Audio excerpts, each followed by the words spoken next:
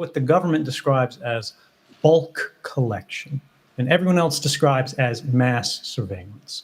This is where they collect data about you, people in this room, right? People at home, people traveling, anybody whose communications transit the internet, hit popular websites, whether they're prominent American services or little no-name companies that sell shoes in Italy.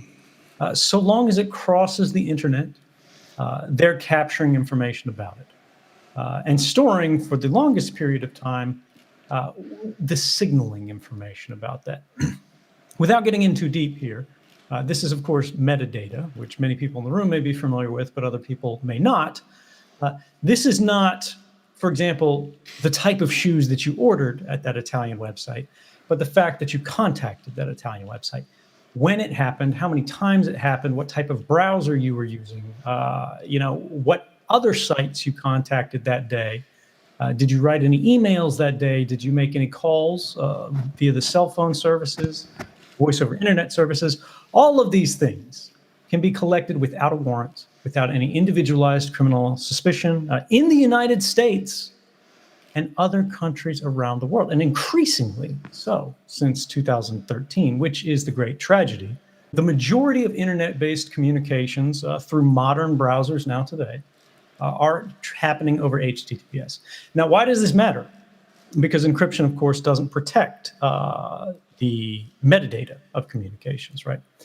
That second part, the content of communications, who you write to, or sorry, what you say when you write, what you talk about on the phone, the messages that you send to Facebook, to Google, and your Gmail box and all those things.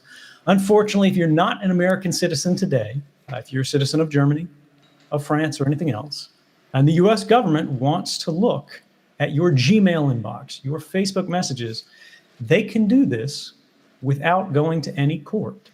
They don't need to follow a strict legal process where they show warrants, even sort of basic legal process that would work for protecting US citizens' rights.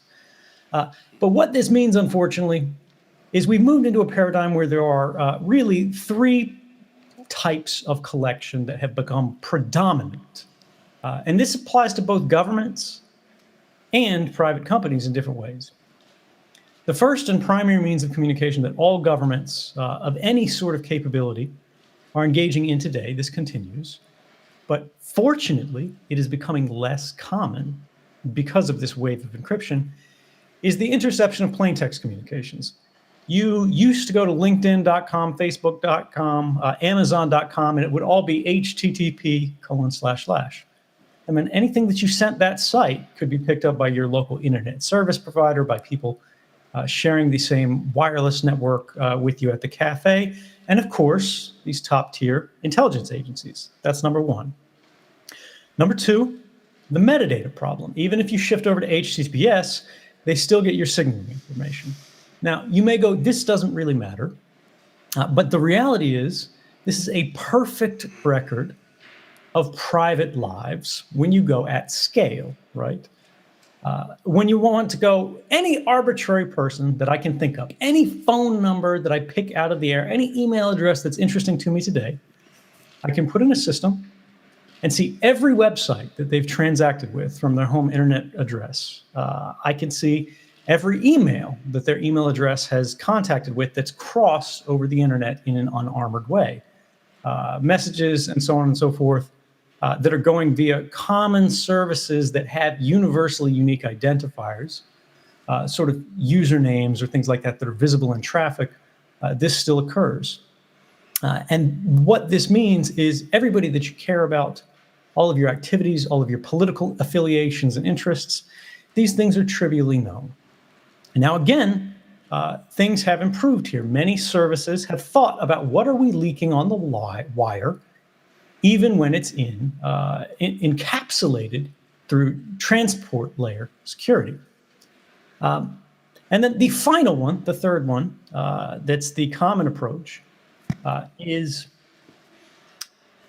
where they actually go to the providers. This is coercion or subversion, or in corporate terms, just simply profiteering. They're trying to monetize their data sets that they have.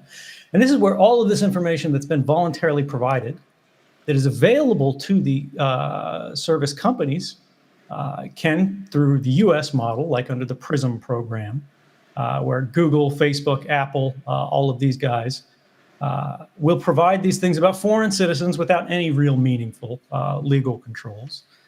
Certainly no court provided judicial warrants. This increasing progress of encryption, which is a good thing for communications over the internet, is driving these agencies, driving sort of the internet's predatory class. And again, it doesn't matter if you love any one particular government. Remember, they're all doing this, right? And if you want to protect against any of them, you must protect against all of them. They're starting to go, well, if we can't get it for free and easy in the middle, let's start keeping holes open on the ends. Now, there are some people who say, look, we buy zero-day exploits to protect people. In some cases, that may be true, and that may be a laudable thing. But in general, if we are discovering zero-day exploits and we are not closing them, if we are using them for espionage, if we're using them for intelligence collection, if we're using them for investigative purposes for long spans of time, right? We're not talking about 90 days here. We're talking about 9 months here. We're talking about 3 years here. They're making the entire infrastructure of the internet vulnerable. Because these capabilities, as we've seen quite recently, splashed across the front page of every newspaper in the world, based on the reporting of WikiLeaks, these things leak. They leak in the United States, which has the most well-funded intelligence agencies in the world, right? There are certainly intelligence agencies out there that may be more abusive than the United States. So let's not, say the U.S. is the worst in the world. But they are certainly the most capable, most aggressive in terms of funding and research. If they can't prevent things from leaking, and in countries where we have people who may not be motivated as much by ideology and trying to basically protect the health and safety, the good hygiene of internet security writ large, instead are taking these capabilities and then selling them, what happens then? If governments are creating a marketplace where they're buying zero-day exploits, where they're investing in companies that develop exploits, not in an academic basis, not to get them patched, right? But to sell them for offensive purposes, for intelligence collection purposes. What happens when one of these companies comes up with an exploit and one of these governments says, thank you very much for the offer, but we have enough for now. Mm-hmm. The company's not going to go, oh, well, I guess we won't make any money this year. They're going to sell it to the next group. We have seen this happen again and again in public cases in the last few years. Of course, Hacking Team in Italy and groups like this, Finfisher, that are selling these things not just to groups, oppressive regimes and governments in Latin America, in places like Bahrain where they're cracking down on protesters, but Russia's internal security service like the FSB, who's monitoring internal dissidents and journalists and things like that. These groups are going to have parity in capabilities. And these things are increasingly because we funded the market. We as governments, we as publics, we as states have actually been subsidizing what is ultimately a harmful industry.